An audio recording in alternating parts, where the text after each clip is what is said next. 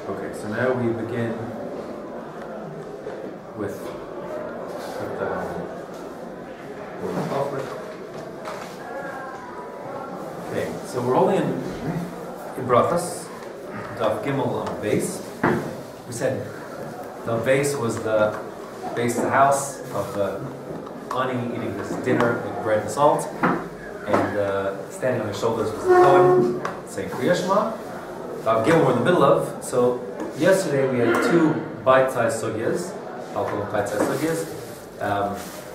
The first one that we discussed was three reasons at the top of the Amud, 3 reasons why not to go into a ruin. We said reason number 1, because it looks like, because of chashad, it looks like someone had arranged for a prostitute to be there, and you don't look bad, you're not allowed to make yourself look bad. The second reason is because of the mapolis, it could fall apart and fall on you and hurt you. And the third reason is because mazikin are liable to be there.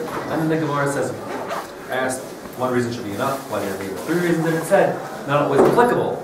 That the first reason, chashad, is only applicable if you're going by yourself, but if you're going with 2 people, and they're kosher people, and there's no such suspicion, the mapolis is only relevant if it's liable to fall down further, but if it's newly constructed and just happened to have fallen in, there's no fear for additional collapse. And the mazikin only relevant if you're going by yourself, but 2 people are protected from mazikin unless you're talking about haunted house where they're known to be.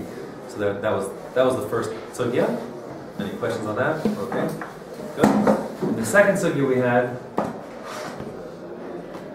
a lady. Thank you very much. Yes, a lady.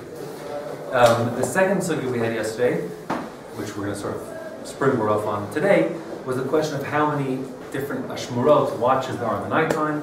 There's machlokas whether there are 3 or 4. In our Mishnah, Rabbi Eliezer holds there are 3, but there's a machlokas. Rabbi Yehoshua holds there are 4. So Rav Nassan holds that there are 3. Since the night is 12 hours, the machlokas is how long each watch is, whether it's 3 hours each watch according to Rabbi Yehoshua, Rebbe, or 4 hours according to Rav Nassan. They brought psukim to prove each contention. Rav Nassan says, listen, there's a pasuk in Shoftim. The pasuk in Shoftim says that Gidon showed up at the beginning of the middle Ashmuras Tichona, the beginning of the middle watch. Says Rav Nassan, listen, if there's a middle watch that implies, and they have a price to support himself, there's something before and something after, and therefore there must be 3. And Rabbi said, not necessarily, maybe it means one of the 2 middle watches. A little strange. Obviously, Dachuk, not. It's obvious, so to speak, that the better understanding, the simpler understanding, straightforward understanding is Rabbi Nassan. But Rabbi says, well, I have a different set of verses, which is why I believe we should understand that there are 4, because it says in Dovid HaMelech, he got up at midnight, and Dovid HaMelech also says, and this sentence you should make a note of, because we'll come back to it in a moment.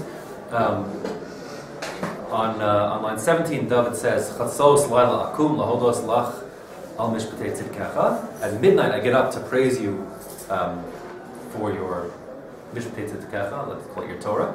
And another verse, which is the verse on line 19, says, Kidmu einai ashmuros, my eyes preceded, plural, multiple watches. So Rebbe says, listen, if Dovid HaMelech gets up at midnight and is getting up multiple watches before the dawn, that implies a watch is plural. There must be 2 watches, and therefore there must be 4 altogether. Chatzos marks halfway, and 2 were before, and 2 more afterwards. Rav Nassan says, well, not necessarily.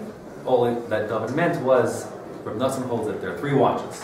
Each watch, therefore, is 4 hours. So Dovid HaMelech is saying, I got up 2 times 4 hours, or 8 hours early relative to other kings, and we brought a Mishnah actually from our parak later on. There Rabbi Yehoshua holds that the normal thing is for kings to get up in the 3rd hour of the day, meaning between 8 and 9, if you call it, from our 6 o'clock watch. So if kings normally get up at 8 o'clock in the morning or so, and Dovid HaMelech is getting up at midnight, so he's getting up 8 hours early. 8 hours early is 2 times 4. So Rabbi Nassan says, David saying I got up multiple watches early means relative to other kings, meaning 2 times the length of a watch, or 8 hours total. 2 times 4, which is 8. How do we know there's not 5 watches? I guess you don't accept that they. I mean, that was their. I don't know. I don't know any great reason except for parsimony. I don't know.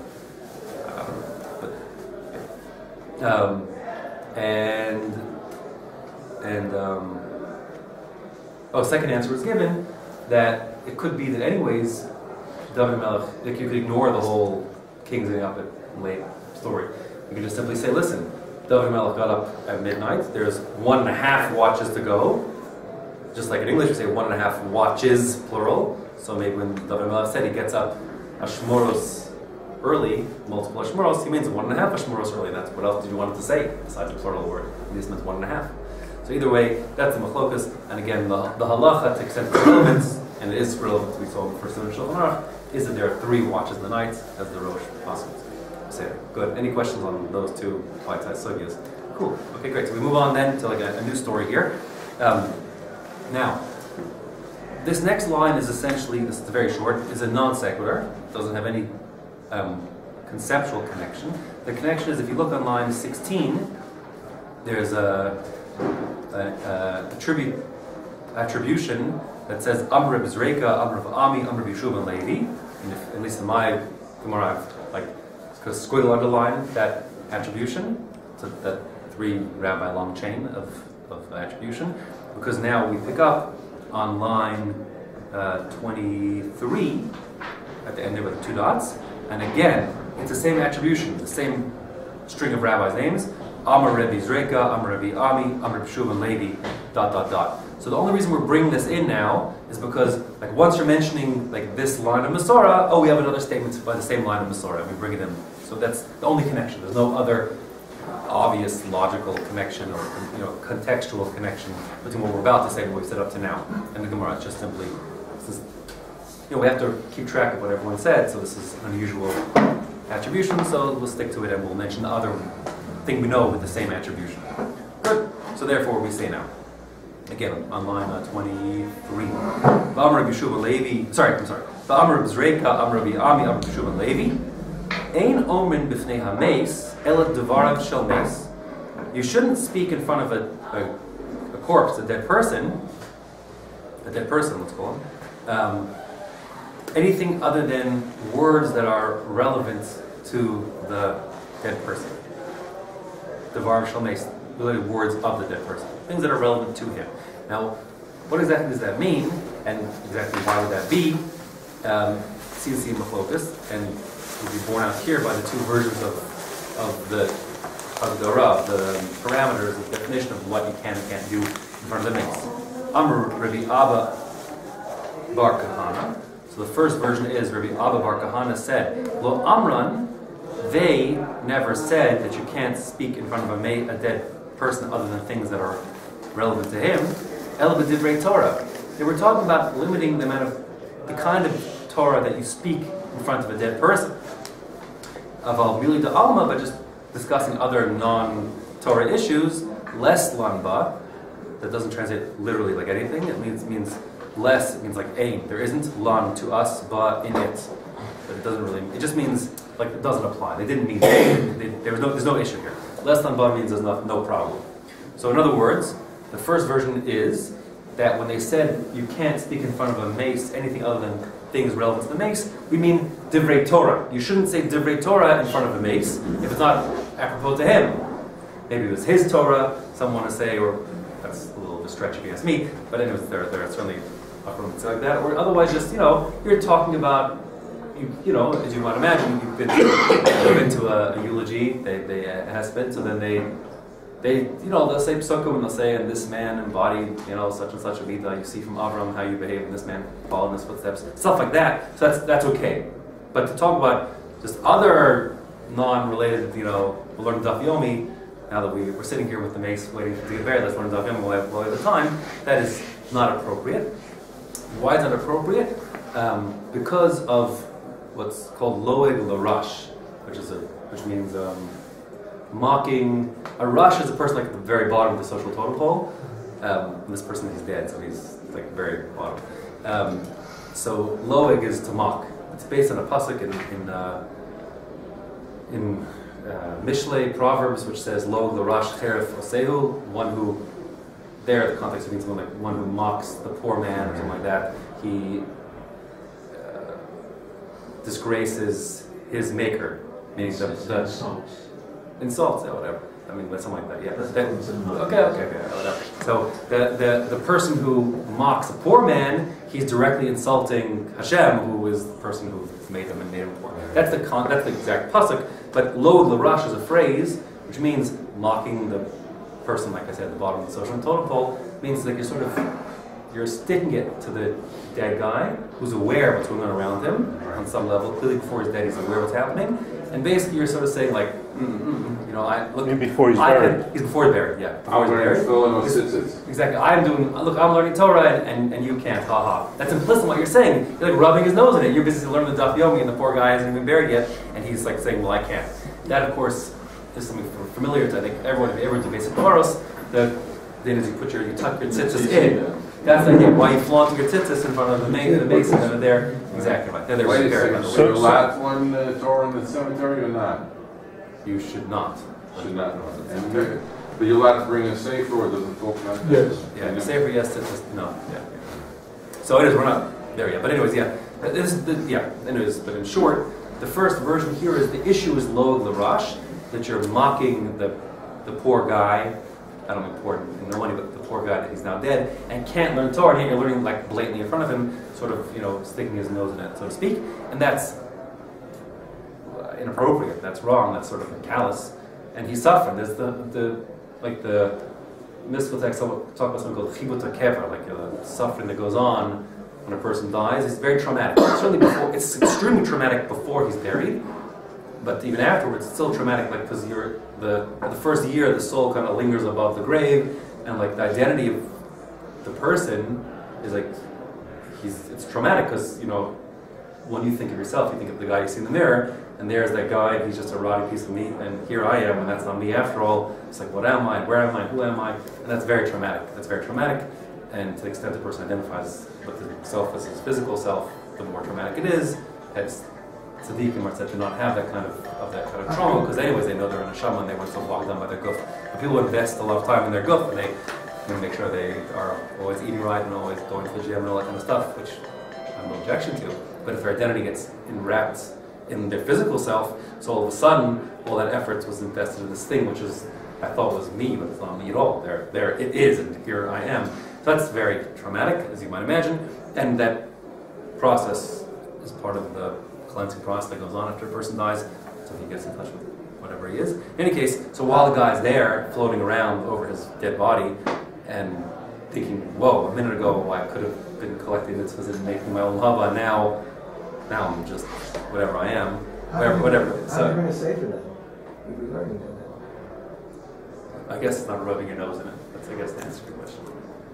The tzitzis are symbolic because they're there to remind you of doing mitzvahs. What are you sticking them out for? You're trying to remind you of doing mitzvahs. It's not, something like that. That's what tzitzis are like, emblematic of it because they're there, so you shouldn't forget. But to sit around, there's a poor guy not buried yet, lying in front of us, and we're sitting here, setting up shop, making Daf Yomi shir. That's like an insult to him, and that's inconsiderate. I don't know, it's not the right word, but think of it as inconsiderate to him, like as a mocking him. So that's the first version of the story, that the issue is Lod L'Rash, and will be governed by things that are not relevant to him, why you're learning them as opposed to things that are relevant. Whereas the Mili D'Alma, non-Torah things, like what does he care? What does he care if you sit on your phone and play whatever it is? Who cares? He's not missing out on that anyway, so he doesn't care. The other version, however, the Ika Da'amri, which means Ika is like Yesh. Da'amri, there are those who say that originally what Rabbi Amma Bar Kahana had said wasn't that it's Divrei Torah which are restricted because of Lod L'Rash, but rather, I'll use the exact girsa we have here, though it's a kind of a problematic girsa. Ela afilu b'divrei Torah, even divrei Torah you can't speak. Just so you know the convention, just in case you didn't know before, the convention is when you see in the Gemorah square brackets, that means insert it. And that means what? Insert the word. And if you see round brackets, round parentheses, it means take it out. That's the convention. Since they're conflicting yourselves, and Rabbi Tom anyway said don't you dare start erasing, just so you don't like what the gear says, you don't start chop things out. So we don't chop things out, we sort of annotate where they should be taken out. In any case, we'll go with the gears right in front of us, even like I said, it has its own. The reason why it's got a basic, Lo Amran Ella, and afilu are almost like contradictory terms. La amr and ella means we only said it in this context. We didn't say it in any context other than, so it's a limiting. And then the afilu is saying even this, like doesn't jive exactly, but it doesn't matter for us for now. It doesn't matter to me, my purposes here for now. He says lo amr and ella afilu b'divrei Torah. When they said you cannot speak things that aren't relevant to the mace, we meant even divrei Torah, which you might think otherwise, are I don't know, good things. What else are you going to do? You're sitting here being a shomer. Even divrei Torah is asar. The kol shekain, and all the more so mili d'alma. Like it's not right to sit around and learn Torah in front of the guy, but as bad as that is, it's even worse to sit around and play video games in front of him. So that, of course, wouldn't be log the rush because he doesn't care to play video games. I thought the shomer is supposed to say Tehillim. Oh, okay, we'll get to 1 second. So the second version here is that it's not an issue of log the rush of mocking that he can't do mitzvahs because otherwise there wouldn't be a restriction in non-mitzvah activity.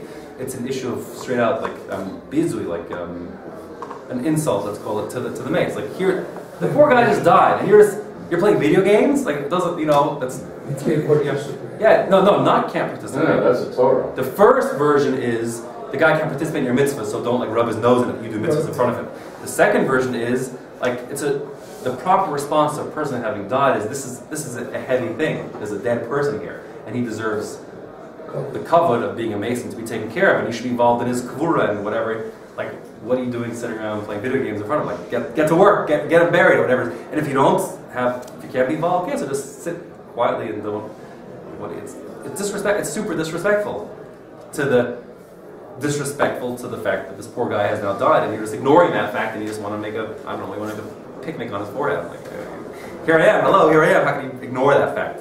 So that being the case, any activity that's not devar of shalmeis, anything that's irrelevant to the process of burying and taking care of and being masped, whatever the dead person is disrespectful. This is heavy duty, obviously. Nothing more heavy duty than a person having died, and the proper response is not to ignore that by distractions, whatever the distraction might be, even Torah, which is a distraction, and all the more so non-Torah activity. So you have two approaches, what it is. The first one, lo the rush. The second one, bizui hameis, insulting, disregarding the mace. The Shulchan Aruch passes like the first one, since the Rambam was also a little more ambiguous, but the Shulchan Aruch for sure does, that the issue is lo the rush. The person may not say divrei Torah in front of the mace other than things that are relevant to him. And we're not talking, and that's the issue, lo the rush. And therefore you'll ask, what about, so therefore you can make a hesped saying divrei Torah, of course, that's relevant to him in some way. The saying Tehillim is considered to be somewhat relevant to him also, but that's like a shmirah. There's a whole set of rules called shmirah. Until the person's buried, he should have accompaniment for all time. There's a very prosaic reason for that, which is so that the rodent shouldn't get to his body, which is obviously nightmarish and would be horrible. But also there's more Kabbalistic ideas of, like I told you before, the poor guy is in trauma, the soul is there in recovering trauma, and you keep a company, if you will. So what are you going to do? So you're going to say Tehillim with it, so to speak, but with it, as opposed to ignoring it and despite it, doing your other stuff you learn. Yeah, so that's how the halacha comes out. The halacha comes out that you should basically sit with the mace and be quiet and say nothing except what's relevant to him. But the thing to him, for example, is the minhag overnight. That you wait with him, and that's well, with that. You learn the Louis Nishmas, somebody in the graveyard, or are you allowed to learn for his source? You certainly can learn from them. It seems like you shouldn't.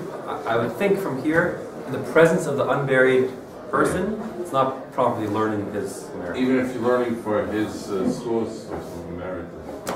No, it's not the time. That's lo the rush. It's sticking it to him. He wants to learn for his own merit. Thank you very much. You're upsetting him, whatever that means. You're upsetting him. So what would the Gemorah bring in to put about the day in the middle of the watches? So I told you. So there's no connection. The connection is simply if you squiggle like what I told you, squiggle underline the same phrase. R Zerika, R Ami, R Yehoshua, Levi. That attribution happened before we brought up something about Dovid HaMelech. So we said, something else that those guys said, which is this issue of not talking in front of a mace. No connection whatsoever beyond just that. But where we, there's this huge treasure trove of loose ends of chazals. You got to put it somewhere. Where better than once you're mentioning R Zerika, let's put him over here also, because where else we can put him? there's no Maseches loose ends. I think it's worked in there somewhere, so it works. That would be the simple understanding. I'm sure my guess is that if you look hard enough, you find someone who made some very clever connection, but I'm unaware of it, and I don't feel any need to make such a connection because the connection's obvious to me, which is just what I described. Is there any other connection in the Gemorah? That's what I'm saying. Let's say no. I say no. I say no, or at least not necessarily. Like why? It'd be more. If you ask me, like I said, I'm sure there are people much bigger than me who said, "Of course there isn't. This is the connection." We're talking about life and death issues, and this or whatever the story. I don't know. But by me, I don't feel in any way compelled to look for that and make that stretch, because I told you the Gemorah is sort of practical, and that we have to stick this. This is a din. Has to be stuck in somewhere, and since we have been by this string of people, where else better to stick it in than but here? The kasha, if you would ask me, if you do a Bar-Ilan search, you find out this phrase, R Zerika, R Vami, R Yehoshua, and Levi, appears 5 other times in Shas. I'm like, why did this one get mentioned here and not the other ones? If that were true, I don't know if it is or isn't, then the question is back on the table, why this? And then be forced. But I'm almost telling you my personal preference of how I want to learn. I'm satisfied with the straightforward. It's just personal, my personal taste. Taste. What's my soul speaks to me. It's like, why does there have to be more here than meets the eye? I'm happy with what meets the eye. You know what I'm saying? I don't feel compelled to reach beyond and reach further if there's nothing pushing me to do so. Why is that my personal preference? Not just because of parsimony, because less is more, so to speak, but because when people start reaching and speculating, it's speculative. Any connection you want to make between here and the previous sugya is speculative by definition, period. Okay, unless you find Rashi says something otherwise. So once you're speculating, who says you're right? I'm not into speculation for nothing. If there's a gaping hole in the logic here, and we're forced to speculate, so then I'm all for it, and the best speculation wins as far as I'm concerned. But by me, this strings together tightly. There's no reason why you have to speculate. It's like, why should you speculate? That's just how I read it. Again, and I happen to not. By the way, if I looked in the Sisek Chachamim for argument's sake, and he said, "Oh, this is here for this," and he gave a connection, I would for sure say it to you, but I don't feel compelled to look for an answer. If I didn't have this R Zerika to connect it, I'd be pulling my hair out trying to figure out what's doing here. Then I'd be looking up high and low to find an answer to explain to it, because there would be a gaping hole. Like, what's the connection? But in any case, we don't have it here. So that's all I have to say on this piece. We're moving on. We're going back to our topic. That was just an excursus. Any questions on this? Cool. Very good. So now we go back to the topic that was immediately prior to this, was Dovid HaMelech getting up at midnight. So remember, the pasuk we saw in, it's in line 17. These people, R Zerika, R Yehoshua, and Levi, had said that one verse says, Chatzos, Laila, Akum, Lahodos, La, Al Mishpatei Tzedkecha. David says, they brought this verse to him, David says he gets up at midnight. So now we're worried about that. So we're going to be worried about that for quite a while now. We'll worry about it more tomorrow, but this is the first issue, which is with David. So I'm on line 27, the 2 dots.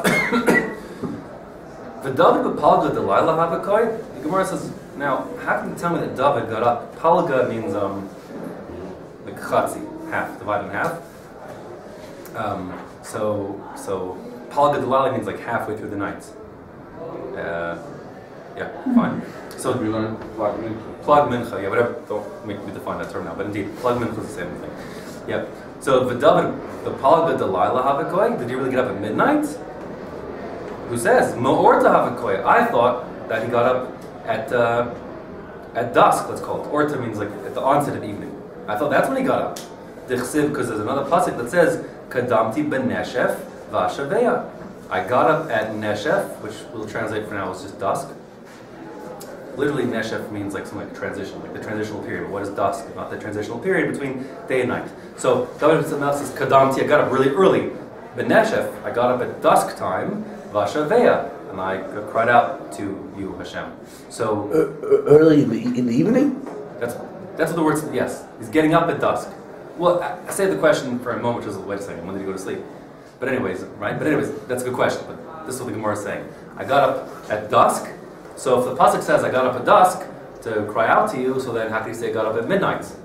Did he get up at dusk or did he get up at midnight? The beginning of the night or the end of the night?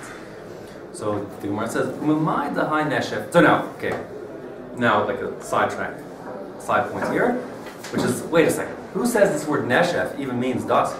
Umay dahai neshef orta. Who says the word neshef means like the onset of night? Who said that?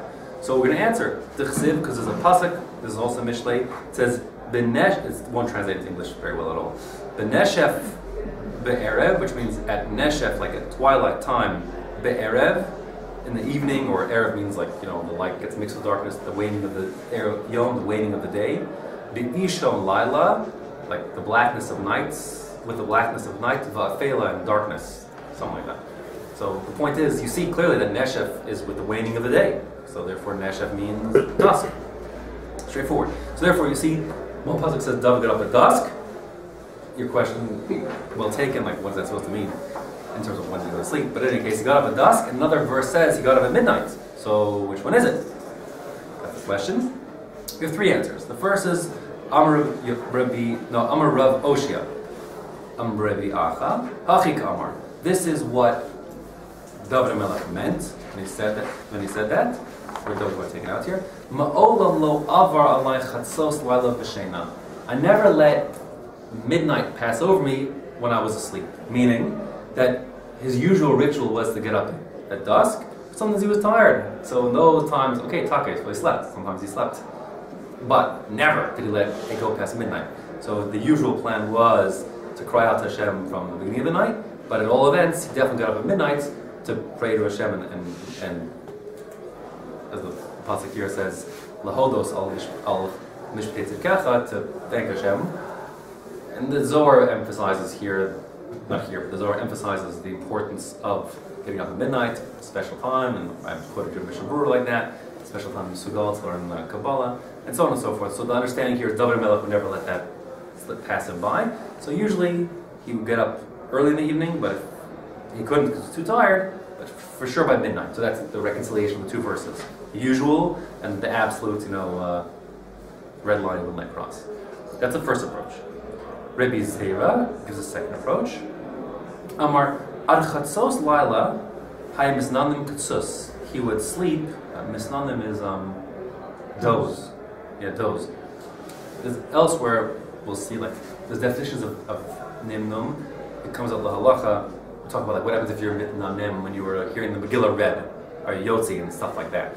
So what it means is that you are awake enough that, like if someone said some non sequitur, you'd say, what? What are you talking about? If in the middle of the Megillah someone says something about a chicken, you'd be like, wait, what did you say? Chicken? What? So you're aware, but you're sort of, only half aware. Daydreaming. On the other, I don't know that description, as opposed to if I'd say, ask some involved question, you would just say, what? I don't know what you're talking about. I'm half asleep. That's the half asleep. So half asleep is sort of awake. I don't know. That you doze, you know what it means. That you're sort of awake, but sort of not. So that's what Dovid HaMelech was doing. For the first half of the night, ad chatzos laila, misnamnem, he was dozing like that. Kasus, like a horse. So that could be like a polar bear. But like a horse, he was doing a snoozing thing. We'll go back to that in a second. What's it coming to add?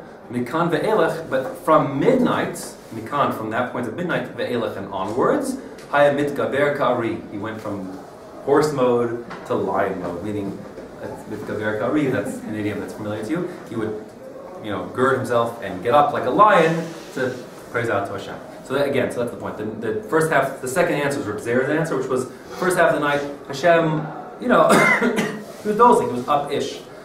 But the second half of the night, he was totally awake.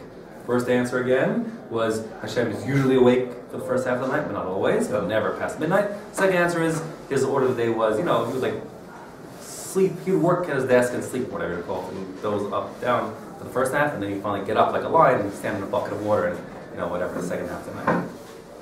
That's the second answer. And what's with the horse?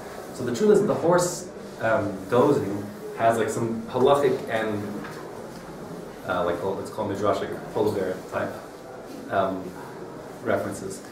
It's relevant to us in that, so halachic first. The sus is said to not be much of an animal not sleeping very much, it's always sort of alert and awake, and its sleeping period has halachic significance, at least according to many, that if a person sleeps more than shishin neshamos, 60 breaths, which many understand to mean horse breaths, that's the connection here. That's when, after sleeping for 60 horse breaths worth of time, that's when the ruach hatuma is left on you when you wake up. And therefore, la halacha, just so you know, for example, there are people who are makbid not to sleep shish and nishman during the day, so they shouldn't have the tumah fall upon them. You probably are aware of that halacha, since many poskim say it's 30 minutes or so therefore you should know, if you didn't know now you will know, that if you take a nap for 30 minutes plus, when you get up, you should wash your hands negel because the ruach tumah is left behind. So that's shish and nishman. The number 30 minutes is coming from the 30 minutes, that's how long it takes for a horse to have 60 breaths. So that's the idea of misnanun kasus. Has halachic ramifications. That's a horse's nap is like considered to be enough a nap that your neshama and whatever had its separation and come back together. There's the residual tumah left behind. Now washing is without a bracha. Yes, washing without a bracha. It's the 3 times on each side. They say rugin and 1, 2, 3, 3, or maybe 4, 4, like the Gemorah, whatever it is. You should do every morning when you wake up. First thing first, your negel washer by your bed. There's no bracha there. How we do it nowadays, for sure. So that's the same thing. If you take a nap for 30 minutes, you need to do the negel wash all over again. Your Shabbos shlof, when you take your 30-minute nap on Shabbos, that's the story.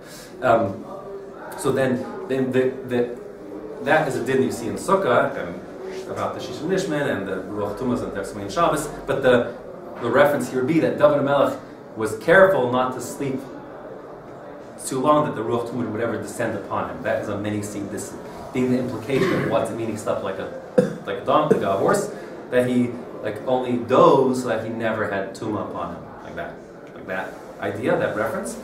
And in fact, there's a Gemorah in Pesachim, Kufi Gimel, it says that a horse hates sleep.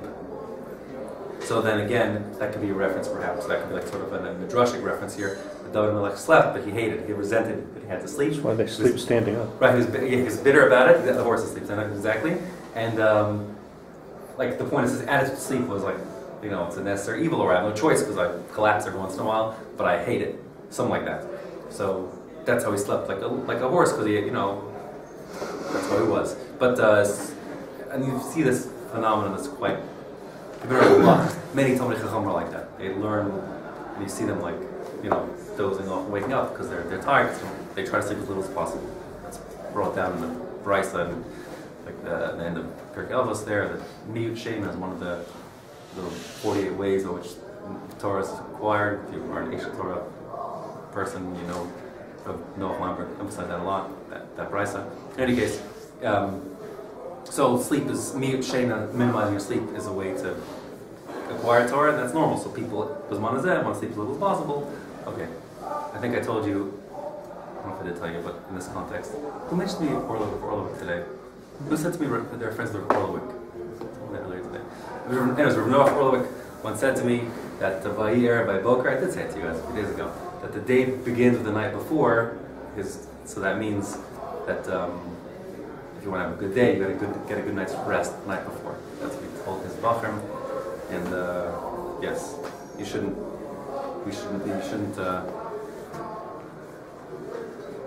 get a good night's rest. You don't have to do this business. Get a good night's rest and make sure you're functioning the rest of the day. You don't have to be a zombie throughout the day. That's, if you ask me, that's the way to do it. In that context, can I ask you a question about, you said taking a Shabbos nap? You know you're going to sleep more than a half an hour. Yeah. You say Shema Lamita? No Kriya Shema Lamita. No Kriya Shema Lamita. Anytime you take a nap, Kriya Shema Lamita. Oh, no, you don't. I'm actually, to be honest, I'm not exactly sure why. But you don't take Kriya Shema Lamita even during the day. It's got to do more with the negative forces that run around at night, like Tzolak and Tzolakim type stuff. At nighttime is a dark and dangerous, scary time. You pray that B'yad of Kidruchi, I deposit my soul in Hashem's trust, that I expect to wake up tomorrow morning because He'll take care of me. And then in the morning you wake up and say, you say Modani, that Hashem is renewed yourself. That is renewed, but he's you say Modani V'nechem Melech Kayam Shechazarta Bi Nishmasi, you gave me back my soul. B'chemla, with Rachamim, Rabba Munasecha, you are really reliable. like, last night I said, I'm depositing my soul by you, and this morning you kept, you were a good watchman, and you returned it back to me. So thank you. Modania, thank you. Wasn't Dovid HaMelech afraid of falling asleep? Wasn't Dovid HaMelech afraid of falling asleep? On Shabbos. Dies? There's a separate story later on, yes, and I think it's in the second Shavuos. It says that Dovid HaMelech, his time was up. Dovid HaMelech got 70 years from Adam Rishon, and he knew that Malach HaMavis couldn't get him if he was learning, so he wouldn't let up, and he was going to die on Shabbos. If he wouldn't let up, then Malach HaMavis had to make a tree fall or whatever it was and distract David, and then he got it. Yeah, that's the story there. But this, in general, Dovid HaMelech's life was he didn't sleep much or at all in a normal sense. What about a person who works all night and sleeps during the day? About Krishna Levita? I wouldn't think so. Off the top of my head, I wouldn't think so. I think it's a nighttime thing, because the night is a dark and dangerous time. But that you nap in the afternoon or whatever wouldn't get it, even a 3-hour nap. The result nap like 3 hours on Shabbos afternoon. But I don't think he said Krishna Levita. Yes, so that is the second answer, that he was misnanim kasus, he dozed like a lion. Those implications I said to you before. Dozed like a horse, I should say. Avoiding tumah perhaps, or was resenting it perhaps. In any case, then from midnight, when he got up, because he really got up, and he was like a lion, he shook off the sleep to do what he was going to do to thank Hashem for the Torah, etc. The third answer, Ashi Amar, Ad Chatzos Laila Haya Osek B'Divrei Torah. He says, Rav Ashi says, no. The first half of the night, he was learning, and that's what it means. He got up at dusk, but then Mikan Ve'elech from midnight. That's when he was thanking Hashem. That's B'shir Satish Brachos. That's when he started doing his Tehillim, singing and praising Hashem and so on. So according to Rav Ashi, Dovid HaMelech's Seder was, from 6 to 12, so to speak, from dusk till midnight was learn, and from midnight to dawn, or whatever, was say Tehillim, so to speak. And in other words, and he never slept. According to Rav Ashi, he basically never slept, day or night. Or maybe during the day, he took little naps, 30 minutes, whatever it is. But essentially, according to Rav Ashi, he essentially never slept. Good, so that's, the question was, just summing up here very briefly, the question was, when did Dovid HaMelech get up? At midnight, like one pasuk said, or at dusk, like another pasuk said, at Neshef, that was the word.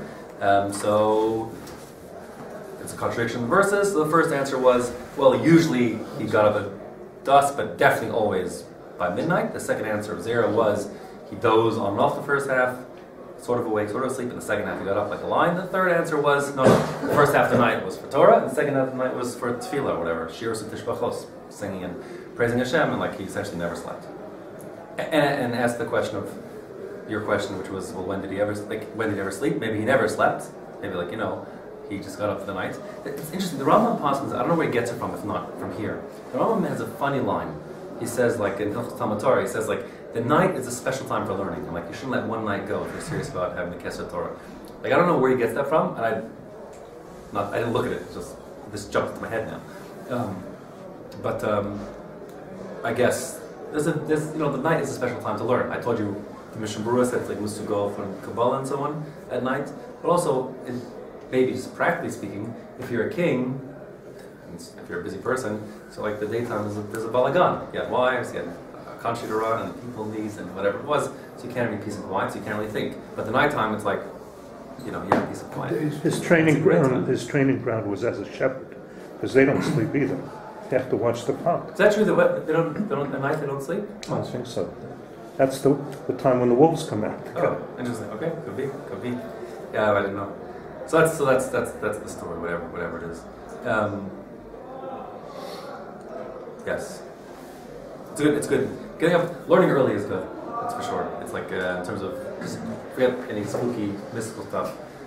The early part of the day is then everyone else is sleeping, so you can have peace and quiet. Your phone doesn't ring, no one calls you, no kids are bothering you, that kind of stuff. My Rosh Kol, Rabbi Padowitz, so his Seder, at least last time I checked, I haven't seen him very much in a long time. His Seder used to be, and probably still is, he would sleep from 10 p.m. to 2 a.m., and then he would get up, and he'd learn from 2 till Nate's, and then he'd go to up at Nate's, then everyone pounced on him. But his his window from 2 to 8, when that was sort of uninterrupted learning time. You can never get him at night because at 10 o'clock he was sleeping already. He was quite dozy during the day, I have to say. But like Dovid HaMelech style, he would like give in the middle of shir, he would like doze off, and then like it was an awkward time in the color, like what should we do? Then like a minute later he would like perk up again, and, like continue the rest of the sentence. It's very funny. Anyway, so Rabbi also because he sleeps probably much less than that every night, but he's like much more erratic. Rabbi Padowitz is very like Sudar, very predictable. Let's just learn. He's not consistent. He works and learns all night, and then he just keeps learning the day, and just dozes off. He's seen dozing off, and he just gets up again, and that's how he goes 24/7. So that's at least what I've seen from my Rabbi, how they did themselves. I'm not really a student of Rav Noach Weinberg, just that I was close to him when I first became from. So he is famous. The stories about him. They also stayed up and learned all night, more or less, and he would like stand in a bucket of cold water or stand on a table like that, so he shouldn't be able to fall asleep. That's like they said of him in his youth, and so this seems to be a value. But in any case, I heard Alder Vardik built a shtender custom made for him that he could only learn if he was on his tiptoes. It's impossible to fall asleep on his tiptoes. I like that. So he actually forced himself to stay up. Wow. These are all great stories, and I don't believe them to diminish them, but I don't mean them to be destructive either. I think, first of all, I think, given who we are in this room, it's hard to. You're probably not feeling induced to try this yourself, but if anyone has listened to a recording or watching and they're 17 and want their life to try it themselves, I also wouldn't recommend it. Right? I would recommend to be normal. Okay, how much sleep you need, and learn during the day and sleep during the night like normal people, and that's Hashem wants us to be normal like that. These stories are nice and inspirational, but irrelevant to us regular people. We regular people should live normal regular lives and do our best in that framework. There's no mitzvah to be Superman. The people I just mentioned are all Supermen, so that's between them and Hashem. But for the rest of us, we should just be normal, and that's what Hashem wants from us, and that's the right thing to do. I think it's wrong in a recipe for a train wreck to try to sleep from 10 to 2 every night if you're a regular person. Not enough sleep for you, and people go to sleep at 10 o'clock anyways. It's not. I wasn't saying the stories to recommend that they should be done. I'm just saying that they might be true for great people, and one day we'll get there too. It's interesting that I heard that the hours of 10 to 2 are the best hours to get sleep. You get your deepest sleep. I'm sure it's not coincidence. I'm sure he's like that. I'm sure he figured out when are the essential sleeping hours, and that's what he's done to. Yeah, I'm sure. Okay, back to this over here. Okay. So, yeah. Okay, so we're now we're holding at the period there on line 32. So it says V'neshef. We're going back to the neshef issue. The neshef we said was the twilight. Was dusk. So let me speak it out for a second. So we say neshef or tahu. Are you so sure that neshef means dusk, meaning the transition from day to night? Ha neshef tzafrahu. Not true. Neshef actually refers to dawn. Tichsiv, as another pasuk says Vayakam David meha neshef v'ara erev l'machratam. Dovid HaMelech had this war, and he fought from neshef, the morning, from dawn presumably, v'ara erev, until the evening, l'machratam, of the next day. Now, my love, mitzafr v'ad laila, or lelia, isn't it obvious that it must mean he fought from dawn to dusk, whatever it is? Now, that's the phrase that you say that, morning to night. So that's pashut. Lo, the Gemorah says no, not necessarily. That's not what it means. It means me'orta vad orta. It means from night to night. He fought from the twilight dusk of day 1 until the night of the second day. So the Gemorah says, Ihachi, if that's what it meant, let it say what it means. Lichtov, it should have said, use one phrase. Men nefesh vada neshef. Neshef ada neshef. It should have said from one night to the next night with the same term. From, whatever, dusk to dusk. O ma erev vada erev. Or, from evening time to evening time. Evening and dusk is really the same thing. So if it meant two different things, it should have, if it meant the same thing, it should use the same term. Obviously, neshef doesn't mean erev, and therefore it didn't, because it used different terms, and therefore it must mean neshef must be in the morning. So I could say neshef meant nighttime.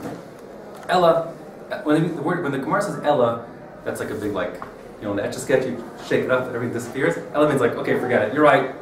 I retract it all. We're starting again. Ella wipes away the answers from the past. It gives a whole new, clean answer. Ella, let's start again. The question. So I guess I think this sort of becomes second nature. But I guess every time you see the word Ella, your first thought should be, wait, what was our original question way back when? Because it wasn't very far in this case, but it could be sometimes it can be you can get 10 answers and it can be Ella, Ella, Ella. So you have to keep track of the question.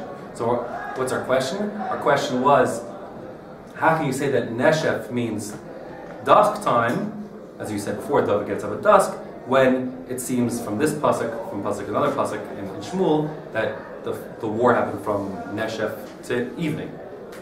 So Ella, we say Amar Rava Trey. So rather, new answer. Rava says you're right. The truth is, it does mean in that verse from dawn in the morning till dusk at night. But the thing is that Neshef can mean two things. Trey Nashvi Havu. There are two Neshefs. So the word Neshef, as Rashi describes it here, he says Kafatz Va'ala, the word Neshef means to take out, or I'll call it transition. Let's call it transition. That'll be as simple. Or twilight. Transition. Literally means transition, something like that. And idiomatically it means twilight. So the point is, there are two transitions in the course of the day. There's a transition from day to night, and a transition from night to day. I think in English, I'm not 100% sure, but I think you could call twilight usually is a reference to dusk, right? At the end of the day. But I don't know if can twilight mean also the dawn time? I think it could. I hope I'm right. I stand to be corrected. I think twilight means when there's light out, but no sun to make that light. It just refracts off the back. Yeah. I'm reminded of your chart the other day with the olamot and the word nefesh. Oh yeah, let's mix it up there. But it's also a transition. Okay, but probably that's not completely. That's not one of the words. Just keep it simple. Is Ben Ishmashos ever only referred to the evening? Ben Ishmashos is it's the evening. It's from one to the next day. Yeah. Yeah, but this is Neshef. It's something else.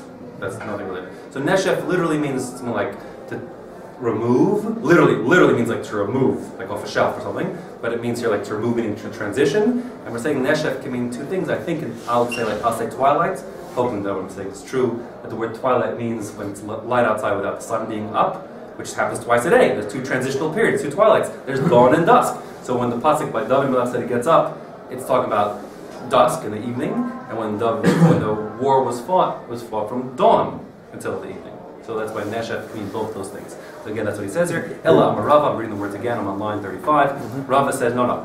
There's a contradiction between those two meanings, and clearly in Mishlei, when it said, it's clear, remember we had one pasuk that said, Neshef is Be'erev Yom, when the day wanes away, Shemaila. No way to wiggle out of that one, it definitely means night. But in this context here, it seems to mean from morning to night in terms of the war.